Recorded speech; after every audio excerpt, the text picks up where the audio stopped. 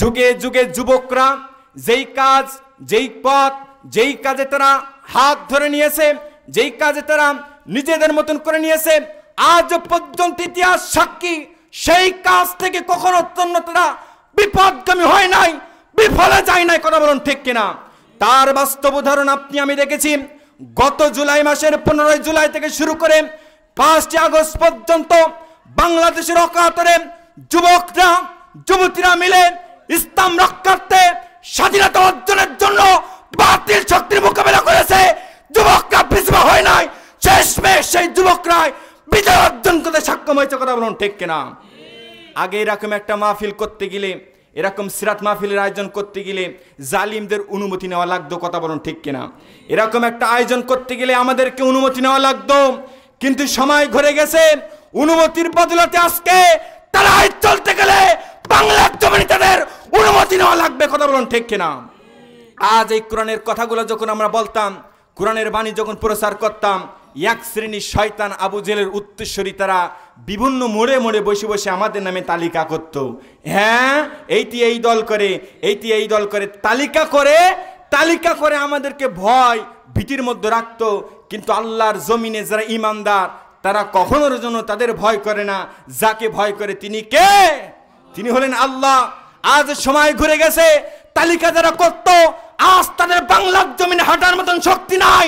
সময় এসেছে তালিকা আজ আমরাই করবো। কথা বলুন ঠিক কিনা? আজকে তারা মনে করেছিল আমাদের এই তালিকায় করে করে যেতে হবে, মনে করেছিল আমাদের এই ক্ষমতা আর নড়চড় হবে না। কিন্তু সকল ক্ষমতার মালিক যিনি, তিনি কে? তিনি হলেন আল্লাহ। কেউ যেটা পারে না সেটা পারে আল্লাহ। সবাই ধরে বারবার, আল্লাহ ধরে একবার। আল্লাহ যাকে ধরেছে যুগে যুগে ইতিহাস সাক্ষী, দম ফিরেছে একবার, ওই দম আর এইভাবে ফিরাতে আর পারি না। কথা বলুন ঠিক কিনা? কত চক্রান্ত করবা। যাই হোক, সময় যেহেতু সংক্ষেপ, এসেছি মিলাদুস সিরাত মাহফিলে। এই মিলাদুস সিরাত মাহফিলের আপনাকে আমাকে কিছু কথা শোনার দরকার আছে না নাই? এসেছি যেই মানবের কথা শুনতে, এসেছি যেই মানুষের কথা শুনতে, যার আলোচনা করে শেষ করা আমার মতো নগণ্য ছোট গোলামের সম্ভব হবে না। যদি সমুদ্রের পানিকে কোনো ব্যক্তি যদি কোনো বালতি অথবা কলস দিয়া পরিমাপ করতে চায় অথবা সেখান থেকে সেশন করতে চায়, তার আগে বুঝতে হবে লোকটা সুস্থ নাকি অসুস্থ। কথা বলুন ঠিক কিনা? এই যে মহামানব, এই মহামানবের জীবনে আপনি কিভাবে শেষ করবেন, কিভাবে লেখে পুড়ে গিয়ে শেষ করবেন, শেষ করা সম্ভব নয়। কথা বলুন ঠিক কিনা? আপনি কোন সাইড নেবেন, কোন সাইড থেকে তাকে ধরবেন, কিভাবে তার জীবনকে লক্ষ্য করবেন, কোন দিক থেকে লক্ষ্য করবেন, সকল দিক থেকে মহামানবের ভিতরে আল্লাহ তাআলা সব বৈশিষ্ট্যের মাধ্যমে জাতিদেরকে প্রকাশ করে দিয়েছে যে আমার নবী সেই পথ তোমাদেরকে দেখিয়ে গেছে। কথা বলুন ঠিক কিনা? এই জন্য নবী আমার বলেন, ও আমার সাহাবীরাম, ও আমার বিবিরাম, তোমরা আমার রাতের দিবালোকের সব কিছু আমার উম্মতের মধ্যে প্রচার করে দিয়ে দাও। আল্লাহ নবী সাহাবীরা, আল্লাহ নবীর বিবিরা সব কিছু যুগে যুগে তারা একেবারে ক্লিয়ার ভাবে উম্মতদেরকে, সাহাবীদেরকে প্রকাশ করে দিয়েছেন। জোরে কোন সুবহানাল্লাহ। একদিন মা আয়েশা সিদ্দিকা রাদিয়াল্লাহু তাআলার কাছে সাহাবীরা এসে প্রশ্ন করলো, ওগো মা আয়েশা, আপনি একটু বলেন নবীজির জীবনী সম্বন্ধে, আপনি একটু বলেন, নবী তো পৃথিবীতে নাই, নবীর জীবনী সম্বন্ধে আপনি একটু বলেন। আল্লাহর নবীর বিবি উম্মুল মা আয়েশা সিদ্দিকা রাদিয়াল্লাহু তাআলা বললেন, ও আল্লাহর নবী সাহাবীরা, ও সাহাবীরা, তোমরা কি কোরআন পড়ো না, কোরআন বোঝো না? কানা খুলুকুল কোরআন, গোটা কোরআনটাই নবীর সুরাত, গোটাই কোরআনটা নবীর আদর্শ। জোরে বলুন সুবহানাল্লাহ। কোরআন, যে কোরআন নবীর পর অবতীর্ণ হয়েছে, এই কোরআনের একটা আয়াত নবী কখনোর জন্য বিপরীতে যায় নাই, বিপক্ষে যায় নাই। কথা বলুন ঠিক কিনা? এই নবীর সুরাত, এই নবীর জীবনী আপনি আমি শুনতে এসেছি। আমার ভাইয়েরাম, আপনার আমার নবী মুহাম্মদ রাসূলুল্লাহ সাল্লাল্লাহু আলাইহি ওয়াসাল্লাম এই যুগে কোন সময় এসেছিলেন? যুগটার দিকে যদি আমরা লক্ষ্য করি, যে সময় মারামারি, কাটাকাটি, খুন খারাপি, জিনা, ব্যভিচার, অন্যায়, অত্যাচার, জুলুম, নির্যাতন, এক কথায় যত খারাপি কাজ ছিল ওই সমাজে ততই খারাপ কাজ তারা দিনের পর দিন করত। বলা হয়েছে এক গোত্রের উট যদি আর এক গোত্রের উট যদি পানি খাইতো, এই গোত্রে গোত্রের মধ্যে তারা বছরের পর বছর যুদ্ধই লিপ্ত থাকতো। শুধু কি তাই না, না না, তখন যদি কোনো জীবিত কন্যা সন্তান জন্মগ্রহণ করত, জীবিত তাকে পুঁতে মাটিতে মেরে ফেলা হতো। তখন যদি কোনো দাস দাসীর অবস্থা ছিল আপনার করুণ অবস্থা, কোনো সম্মান ইজ্জত বলতে কিছুই ছিল না। নারীরা তারা পুত্র সন্তানের আশায় অধিক পুরুষের নিকট গমন করত। জিনা ব্যভিচার একেবারে ঘরে ঘরে যখন প্রচার হয়ে গেল, তাদের কাছে শান্তি ধর্ম বলতে কিছুই ছিল না। আল্লাহ নবী ওই সমাজে ওই সময় আল্লাহ পাক তাকে প্রেরণ করলেন। যুগে যুগে আল্লাহ তাআলা প্রেরণ করেছে নবীদেরকে, যুগে যুগে আল্লাহ তাআলা রসুলদেরকে প্রেরণ করেছেন। কিন্তু এক একটা রসুলদেরকে আল্লাহ তাআলা এক একটা জাতির জন্য, এক একটা কওমের জন্য, এক একটা দেশের জন্য আল্লাহ রাব্বুল আলামিন প্রেরণ করেছেন। কিন্তু একমাত্র শুধুমাত্র আপনার আমার নবী মুহাম্মদ রাসূলুল্লাহ সাল্লাল্লাহু আলাইহি ওয়াসাল্লামকে আল্লাহ একটা জাতির জন্য নয়, গোষ্ঠীর জন্য নয়, দেশের জন্য নয়, তামাম পৃথিবীর সকলের জন্য আল্লাহ রাব্বুল আলামিন আপনার আমার নবীকে রাসূল রূপে প্রেরণ করেছেন। যারা বলেন সুবহানাল্লাহ। আল্লাহ রাব্বুল আলামিন বলেন, ইয়া আইয়ুহান নাসু ইন্নী রাসূলুল্লাহি ইলাইকুম জামিআ।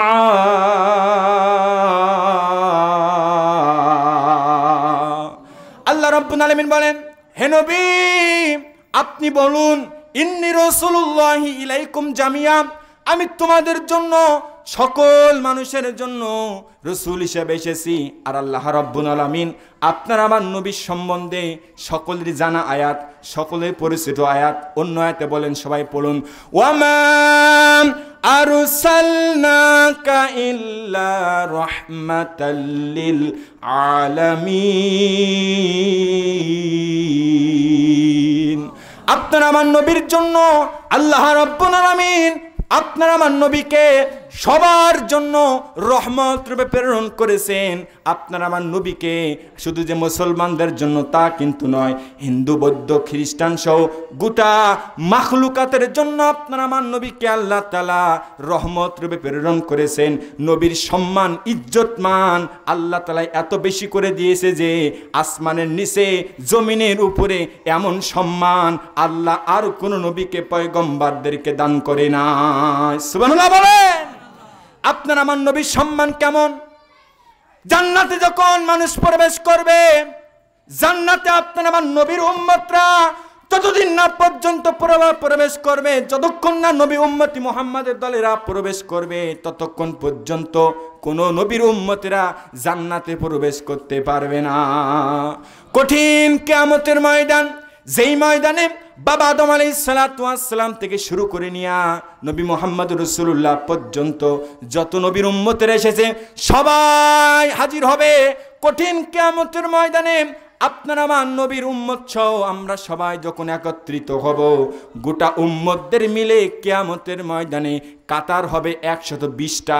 120টার ভিতরে আল্লাহর নবীর কাতার হবে, আল্লাহর নবীর উম্মতের কাতার হবে 80টা, আর বাকি 40টা হবে অন্য অন্য নবীর উম্মতের কাতার। সুবহানাল্লাহ বলেন।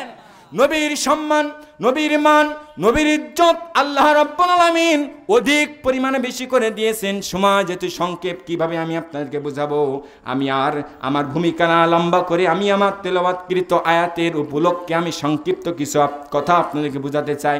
আমি তেলাওয়াত করেছি কুরআনুল কারীমের ভিতরে সূরা তওবার 113 নম্বর আয়াত। 113 নম্বর আয়াতে আল্লাহ তাআলা আমাদের জন্য কি বলছেন একটু গভীর মনোযোগ দিয়ে শুনতে হবে। আল্লাহ রাব্বুল আলামিন বলছেন, মা কানা লিন-নাবিয়্যি ওয়াল্লাযীনা আমানু আইয়াস্তাগফিরু লিল মুশরিকিন। আল্লাহ রাব্বুল আলামিন বলেন, মা কানা লিন-নাবী, কোন নবীর পক্ষে এটা সম্ভব নয়, ওয়াল্লাযীনা আমানু, আর যারা ঈমান এনেছে এদের পক্ষে এটা কখনো যেন সমসীন নাই, জায়েজ নাই, আয়াস্তাগফিরু, তাদের জন্য আল্লাহর কাছে ক্ষমা চাওয়া, তাদের জন্য আল্লাহর কাছে ক্ষমা চাওয়া। আর কাদের জন্য ক্ষমা চাবে? লিল মুশরিকিন, কোন নবী এবং মুমিন বান্দা ইমানদারদের জন্য এটা জায়েজ নয়, এটা সমসীন নয়, কাজ নয় যে তারা মুশরিকদের জন্য আল্লাহর কাছে ক্ষমা প্রার্থনা করবে। সম্মানিত ভাইরা আমার, সময় যেহেতু আমার সংক্ষিপ্ত পরিসরে কিছু কথা বলতে চাই। তেলাওয়াত করেছি কুরআনুল কারীমের সূরা তওবার 113 নম্বর আয়াত। এই 13 নম্বর আয়াতখানা বুঝতে হলে, 13 নম্বর আয়াতখানা জানতে হলে আপনাকে আমাকে আগে জানতে হবে শানে নজুল। কেন এই আয়াতটা আল্লাহ পাক নাজিল করলেন, কোন কারণে নাজিল করলেন, আসেন একটু সংক্ষিপ্ত রূপে জেনে নেওয়া যাক। আপনার আমার নবী মুহাম্মদ রাসূলুল্লাহ সাল্লাল্লাহু আলাইহি সাল্লামের আব্বা আব্দুল্লাহ মায়ের পেটে যখন নবীজি তখন বিদায় নেন, ইন্তেকাল করেন। 6 মাস বয়সের 6 মাস মায়ের পেটে থাকাকালীন 6 মাস পেটে থাকাকালীন পিতাকে হারান। আপনার 6 বছর বয়সেই মাকে হারান। শুধুমাত্র দাদা আব্দুল মুত্তালিব লালিত পালিত করতে করতে 8 বছর বয়সে দাদা আব্দুল মুত্তালিব হারিয়ে যান। এই আব্দুল মুত্তালিবের সন্ততি ছিল কয়টা? যদি কেউ জেনে থাকেন একটু আমাকে বলবেন। কেউ কি জানেন? আপনার আমার নবীর পিতার নাম আব্দুল্লাহ, নবীর মায়ের নাম আমিনা, আর নবীর দাদার নাম আব্দুল কি? আপনারা কথা বলেন না কেন? কথা না বললে তো ভাই আলোচনা বোঝানো যায় না, কথা বলতে হয়, বক্তাদের সাথে কথা বলতে হয়। আপনি যখন হাঁটবেন, যখন একটা হাত বন্ধ করে রাখবেন, এক হাত দিয়ে হাঁটলে কিন্তু আপনার সুবিধা হবে না। তো বক্তাদের সাথে পাই টু পাই জবাব না দিলে বক্তাদের আলোচনা করতে ভালো মানে সুবিধা হয় না। এই জন্য জবাব দিতে হয়, চুপ থাকতে নেই। এখানে কথা বললে প্রত্যেকটা কথার বদলে আল্লাহ পাক নেকি দান করেন। এই জন্য জবাব দেবেন ভাই, মুখ বন্ধ করে বসে থাকলে হবে না। এখন কি আর ভয় আছে? এখন কি ভয় আছে? এখন আর তালিকা হবে না, এখন আর জেল হবে না, এখন জঙ্গি বলবে না, এখন আমরা তাদেরকে জঙ্গি বলবো। কথা বলুন ঠিক কিনা? যারা বলতো তার আজ নাই, এখন আর ভয় করলে চলবে না। এই জন্য মুখ বন্ধ নয়, মুখ জবান খুলতে হবে। রাজি আছেন তো? ইনশাল্লাহ আপনাদেরকে মুখ খুলতে হবে। ভাইরা আমার, কাম টু মাই পয়েন্ট, যে কথা আমি বলতেছিলাম, আপনার আমার নবীর দাদা আব্দুল মুত্তালিবের সন্ততি ছিল আপনার 16 জন। জোরে বলুন কয়জন? মনে রাখবেন তো কয়জন? 16 জন। জানি না এর আগে এই কথা শুনেছেন কিনা, কিন্তু সিরাতের কিতাবগুলো পড়লেন, সিরাতের কিতাবগুলো আপনার দেখলেন, সিরাত ইবনে হিশাম আর রাহিকুল মাখতুম, সিরাত বিশ্বকোষ, এগুলা যদি আপনি পড়েন জানতে পারবেন আব্দুল মুত্তালিবের সন্তান ছিল মোট 16 জন। কয়জন? এর মধ্য থেকে 6 জন ছিল কন্যা সন্তান আর 10 জন ছিল আপনার ছেলে সন্তান। 10 জন ছেলে সন্তানের ভিতরে আপনার আমার নবীর পিতা আব্দুল্লাহ ছিলেন আব্দুল মুত্তালিবের কাছে সবচেয়ে প্রিয়তম সন্তান। জোরে কোন সুবহানাল্লাহ। এই কুরআনুল কারীমের সূরা তওবার 113 নম্বর আয়াতখানা কেন নাজিল হলো একটুখানি লক্ষ্য করেন। আপনার আমার নবীর আপন চাচা নাম তার আবু তালিব। আবু তালিবের নাম আপনারা সবাই শুনেছেন। এই আবু তালিব যখন দাদা মৃত্যুবরণ করলেন, চাচাদের মধ্য থেকে আবু তালিব একমাত্র নবীকে এত পরিমাণ কেয়ার করলেন, ভালোবাসলেন যে নবীর জীবনে তিনি যতদিন পর্যন্ত বেঁচে ছিলেন ততদিন পর্যন্ত আবু তালিব নবীকে জান দিয়ে প্রাণ দিয়ে ভালোবেসে গেছেন। জোরে কোন সুবহানাল্লাহ। ঘটনা তো অনেক, কিভাবে আমি আপনাদেরকে বোঝাই, কিন্তু আবু তালিবের ছোট্ট একটি ঘটনা আমি আপনাদেরকে শোনাই। আপনার আমার নবী মুহাম্মদ রাসূলুল্লাহ সাল্লাল্লাহু আলাইহি সাল্লাম যখন আল্লাহর পক্ষ থেকে রিসালাতের দায়িত্ব প্রচার করার জন্য আল্লাহ যখন বললেন, ইয়া আইয়ুহার রাসূলু বাল্লিগ মা উনসিলা ইলাইকা মির রাব্বিক, হে রাসূল আপনার রবের পক্ষ থেকে আপনার উপর যে কিতাব অবতীর্ণ করা হয়েছে, বাল্লিগ আপনি এই রিসালাতের দায়িত্ব প্রচার করুন। আল্লাহু ইয়াসিমুকা মিনান নাস, মানুষদেরকে ভয় করবেন না, কাফেরদেরকে ভয় করবেন না, সকল ষড়যন্ত্র থেকে, মানুষের নির্যাতনের হাত থেকে আমি আল্লাহ আপনাকে রক্ষা করব। আল্লাহর নবী দীর্ঘ আপনার 40 বছর বয়সে কোরআনটা তার উপরে নাজিল হয়। কোরআনটা নাজিল হওয়ার পরে 40 বছর পরে নবীজি গোপনে 3টা বছর দাওয়াত দেন। 3টা বছর দাওয়াত দেওয়ার পরে আল্লাহ বললেন, নবীজি আর গোপনে দাওয়াত দেওয়া চলবে না, আর আপনি গোপনে দাওয়াত দেবেন না। ওমা আলাইনা ইল্লাল বালাগুল মুবিন, স্পষ্ট ভাষায় আপনি আপনার রিসালাতের দায়িত্বকে প্রচার করুন। আর প্রচার যদি করতে চান কিভাবে করবেন শুনেন। আল্লাহ পাক বললেন ওয়া আনদির আশিরাতাকাল আকরাবিন। ও নবীজি, আর রিসালাতের দায়িত্ব প্রচার করতে গিয়া সর্বপ্রথম আকরাবিন, আপনি আপনার আত্মীয়দের মাঝ থেকে দাওয়াত দেওয়া শুরু করুন। কাদের মাঝ থেকে? আত্মীয়দের মাঝ থেকে। এখান থেকে শিক্ষা গ্রহণ করতে হবে। আমি বক্তা, আমি হুজুর, আমি মুহাদ্দিস, আমি মুফতি, আমি মাওলানা, আমার বাপ নামাজ পড়ে না, মা নামাজ পড়ে না, 14 গোষ্ঠী নামাজ পড়ে না, আমি বাইরে বাইরে দাওয়াত দিচ্ছি, ভাই নামাজ পড়েন, নামাজ পড়েন, নামাজ পড়েন। এখানে কি কোনো কাম হবে ভাই? আল্লাহ তো বলতে পারতেন নবীজি ডাইরেক্ট গিয়া মক্কার সম্বন্ধ ব্যক্তিদের মাঝে দাওয়াত দেন, মক্কার বাজারে গিয়ে দাওয়াত দেন। আল্লাহ পাক সেটা বললেন না, বললেন আগে আপনি আপনার ঘর থেকে দাওয়াত দেওয়া শুরু করেন। ভাইরা আমার, ইতিপূর্বে আপনারা আলোচনা শুনেছেন, বহুতবার হয়তো কথা শুনেছেন, নবী দাওয়াত দেওয়ার জন্য সাফা পাহাড়ে এবার উঠেছিলেন, আর সাফা পাহাড়ে এবার উঠে চিৎকার করেছিলেন, ডাক দিয়েছিলেন। সিরাত কিতাবের মধ্যে পাওয়া যায়, আর রাহিকুল মাকতুম খুললে পাওয়া যায়। নবী ডাক দিয়েছিলেন ইয়া বানি ফি, ইয়া বানি কুরাইশ, ইয়া বানি আব্দি মানাফ। অন্য বন্ধনে পাওয়া যায় নবী তখন ডাক দিলেন ইয়া সাবাহা, ইয়া সাবাহা, ইয়া সাবাহা। যাই হোক, নবীর ডাক শুনিয়া মক্কার সমস্ত গোষ্ঠী থেকে লোকজনেরা ওই পাহাড়ের নিকট তারা একত্রিত হতে লাগলো। আর নবীর ডাক শুনে তারা একত্রিত হতে হতে যারা আসতে পারল না, নিজেদের পক্ষ থেকে তারা লোক পাঠিয়ে দিল। যখন সবাই একত্রিত হয়ে গেল, একত্রিত হয়ে যাওয়ার পরে আল্লাহর নবীকে দেখে সবাই খুশি, কারণ 40টা বছর পর্যন্ত তারা আল্লাহর নবীকে বড় বেশি ভালোবেসেছে, আল্লাহর নবীকে বড় মহব্বত করেছে। কখনোর জন্য নবীকে কটূক্তি কথা বলে নাই, নবীর বিরুদ্ধে কেউ কথা বললে নিজেরাই প্রতিবাদ করেছে। এমনকি নবীজির জানের শত্রু আবু জেহেল ঘোষণা করেছিল যে মক্কা ভূমিতে যদি একজন সত্যবাদী ব্যক্তি থাকে সে হচ্ছে মুহাম্মদ, মুহাম্মাদের চাইতে অন্য কেউ সত্যবাদী হতে পারে না। আর 40 বছর বয়সে যখন নবীজি দাওয়াত দেওয়ার জন্য সাফা পাহাড়ে সবাইকে ডাকলেন, সবাই যখন একত্রিত হয়ে গেল, নবী তখন বললেন আরো আইতুকুম লাও আখবারতুকুম আন্না খায়রান বিল ওয়াদি বিস সাফা। ও মক্কাবাসী, ও কুরাইশবাসী, শোনো শোনো শোনো, আমি যদি বলি এই পাহাড়ের আড়ালে একদল শত্রু আছে যারা এই মুহূর্তে আমাদের উপর আক্রমণ করবে, তোমরা কি আমার কথাকে বিশ্বাস করো? তখন সবাই জবাব দিল ক্বালু নাআম, অবশ্যই অবশ্যই বিশ্বাস করি, কেন বিশ্বাস করব না? 40 বছর পর্যন্ত আমরা শুনেছি আপনি আলামিন, আমরা দেখেছি কখনোর জন্য আপনি মিথ্যা বলেন নাই, কখনোর জন্য মানুষের সঙ্গে খারাপ আচরণ করেন নাই, আপনি সত্য কথা বলেন। নবী যখন এমন কথা বললেন, এমন জবাব যখন তাদের কাছ থেকে পাইলেন, সঙ্গে সঙ্গে নবী তাদেরকে বললেন ও মক্কাবাসী, তাই যদি হয়ে থাকে শুনে রাখো, শুনে রাখো, শুনে রাখো, ইন্নী রাসূলুল্লাহি ইলাইকুম জামিয়া, আমি তোমাদের সকলের জন্য রসুল হিসেবে এসেছি। মূর্তি পূজার মুখে লাথি মারো, এক আল্লাহকে গ্রহণ করে নিয়ে নাও। দেখা গেল কি 40 বছর পর্যন্ত আপনারা আমার নবীকে আর আমিন বলে উপাধি দিয়েছিল যারা, 40 বছর বয়সে এমন কথা বলার কারণে আপনারা আমার নবীকে পাথর নয় গালিগালাজ করতে লাগলো, ঠিক তারা, ঠিক কিনা বলেন? এবার এখান থেকে শিক্ষা, তেলাওয়াতকৃত আয়াত কেন নাজিল হলো একটু দেখেন। তেলাওয়াতকৃত আয়াত নাজিল হলো কিভাবে দেখেন, একটু লক্ষ্য করেন। নবীর দাওয়াত শুনিয়া সব মানুষেরা একে অপরের দিকে মুখোমুখি তাকাতাকি করতে লাগলো। ব্যাপার কি?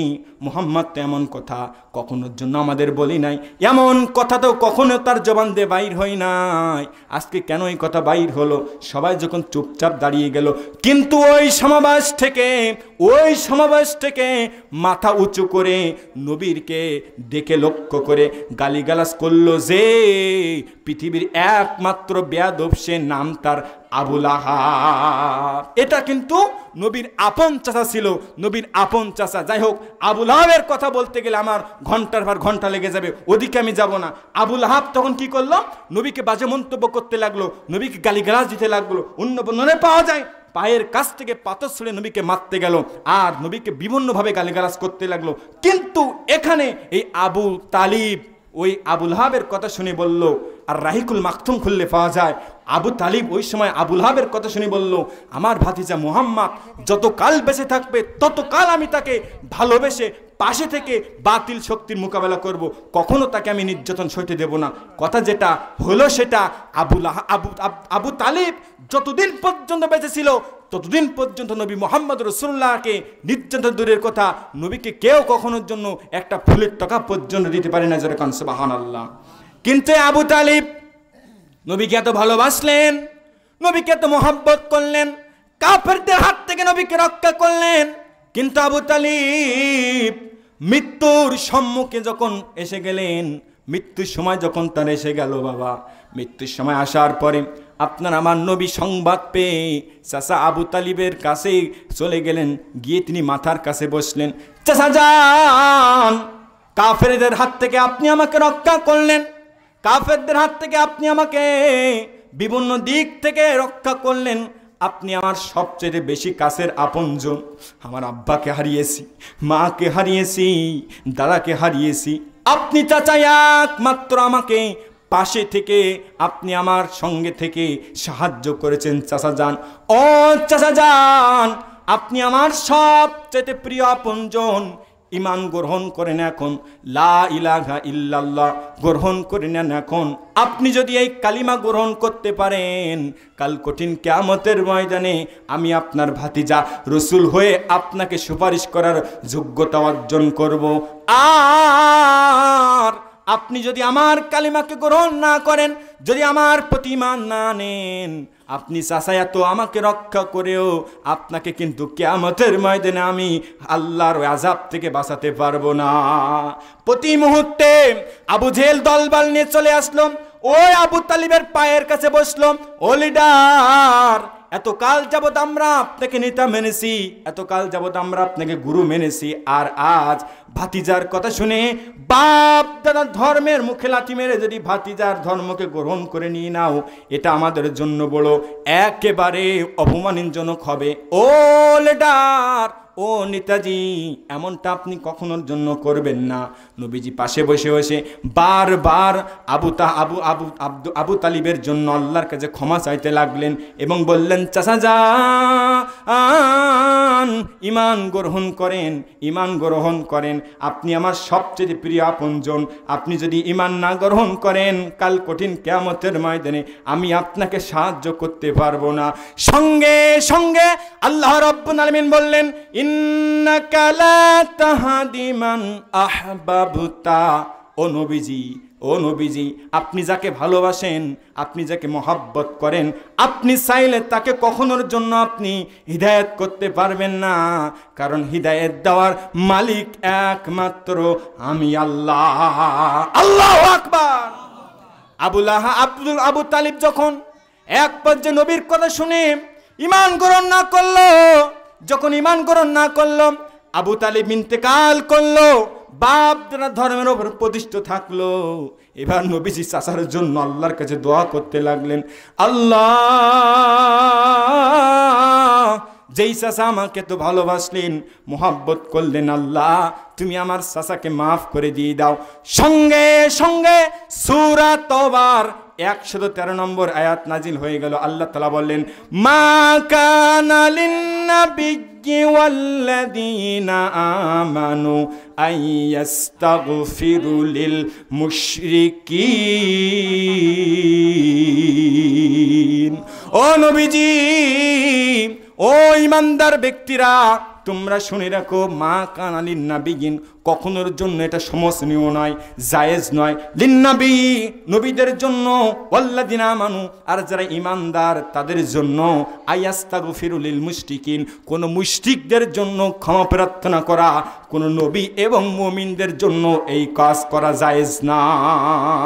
তাহলে মুশরিক যারা আল্লাহর সঙ্গে শিরক করে, তারা এরা মারা গেলে আল্লাহ পাক তার ডাইরেক্ট নবীকে বলছে, নবীজি মুশরিকটা যদি মারা যায়, এদের জন্য আপনি দোয়া করা তো দূরের কথা, এদের জন্য আপনি ক্ষমা প্রার্থনা করবেন না।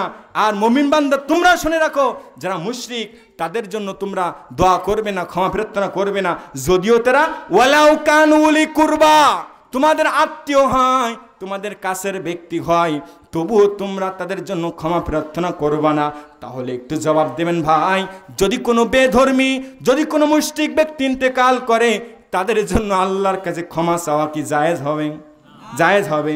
এবার আসুন, আল্লাহ পাক অন্য আয়াতে বলছেন যে, আল্লাহ পাক বলেন ওমা ইউমিনু আকসারু বিল্লাহি ইল্লা ওয়া হুম মুশরিকুন। ও মানুষ, ওমা ইউমিনু, তোমাদের মধ্যে অনেক মানুষ আছে, বিল্লাহি ইল্লা ওয়া হুম মুশরিকুন, কিছু কিছু মানুষ আছে যারা ঈমান এনেছে এমন কথা বলে, কিন্তু আমি আল্লাহ তাআলা বললাম অহুম মুশরিকুন, তারা মুশরিক। কেন মুশরিক? তারা একদিকে মসজিদে গিয়ে সিজদা দেয়, অপর দিকে গিয়ে তারা মন্দিরে গিয়া পূজার সামা দেয়। আছে না নাই? দেখবেন এই দেশে কিছু কিছু মানুষ আছে যারা, কিছু কিছু নেতা আছে যারা কয়েকদিন পর দুর্গা পূজা, কালী পূজা শুরু হবে, তখন তারা বিভিন্ন পোস্টার তৈরি করবে, আর পোস্টারে লিখে দেবে ধর্ম যার যার, উৎসব সবার। এই স্লোগান বলেন তো কখনোর জন্য ঠিক স্লোগান? যদি কোনো ব্যক্তি এই স্লোগান মানে, তাহলে আপনাকে মানতে হবে বে যার যার বউ সবার, গাছ যার যার ফল সবার, মাছ যার যার পুকুর, যার যার মাছ সবার। এটা কি কেউ কখনোর জন্য মানবে? কথা বলে মানবে? যদি এটা না মানে, কিভাবে তুমি মুসলমান হয়ে বলো ধর্ম যার যার, উৎসব সবার? এই স্লোগানের সাথে ইসলামের দূরতম দূরের কথায় কোনো সম্পর্ক নাই। কথা বলুন ঠিক কিনা?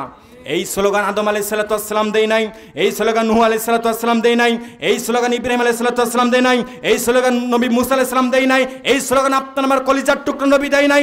যুগে যুগে এই স্লোগানদার ইমানদারের স্লোগান নাই, এই জামানার কিছু মুনাফিকদের তৈরি করা, কাফেরদের প্রচার করা স্লোগান, এই স্লোগানের সাথে মুসলমানের কোনো সম্পর্ক নাই। কথা বলুন ঠিক কিনা? জবাব, আপনাদের জবাব শুনে মনে হচ্ছে আপনাদের ঘুম আসতেছে। এই ওয়াই জবাব দিলে আমাদের প্রধান বক্তা কি ওয়াজ করবে তা আল্লাহ ভালো জানি। আপনারা বিশ্বাস করবেন না, অন্য এলাকায় যাই তো মানুষ শুধু একটু খালি তাদেরকে উঠিয়ে দেওয়া দরকার, তাকবীর তো দূরের কথা, মাঠ গরম হয়ে যায়। এটা পালে বক্তা আরও উৎসাহিত হয়। আর আপনারা তো কোনো কথাই বলছেন না, করে ঝিমাচ্ছেন। এভাবে ঝিমালে আলোচনা করা যায় না, বক্তার আলোচনাকে ফুটায় নিতে হয়। যাই হোক, সম্মানিত ভাইরা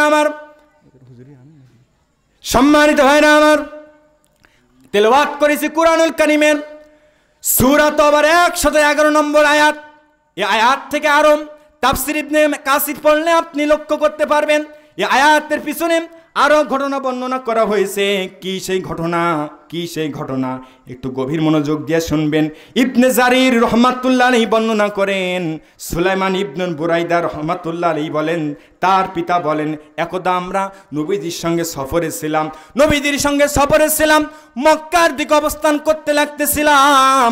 এমন সময় নবীজি এক আড়ালে গিয়া তিনি সেখানে গিয়ে আল্লাহর কাছে কাঁদতেছে, আল্লাহর কাছে দোয়া করতেছে।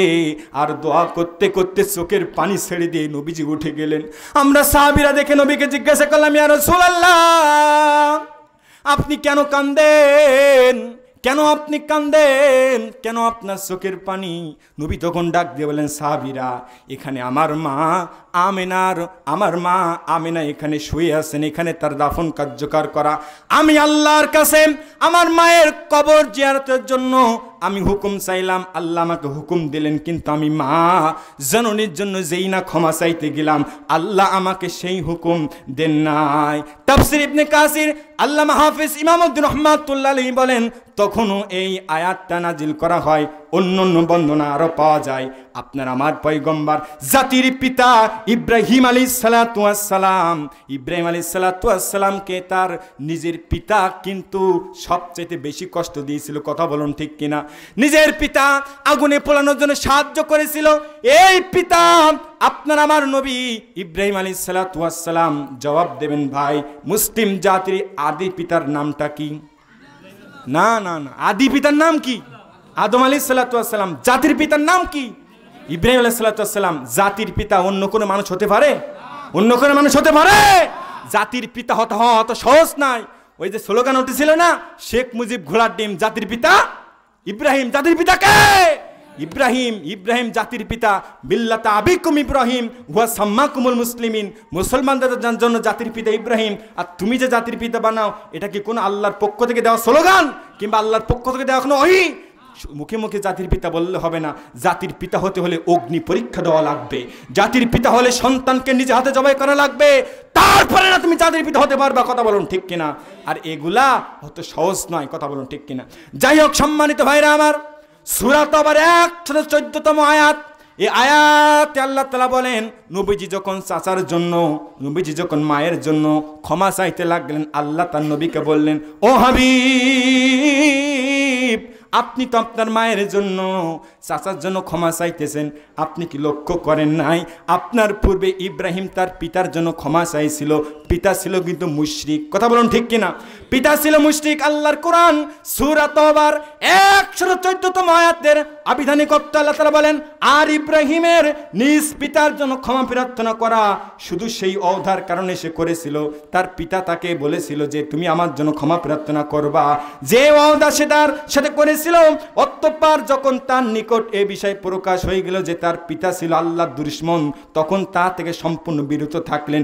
নিশ্চয় ইব্রাহিম অতিশয় কমল হৃদয় একজন মানুষ। আল্লাহর কোরআন সূরা তাওবার 114 নম্বর ভাষ্যকার কথা হচ্ছে এইটাই।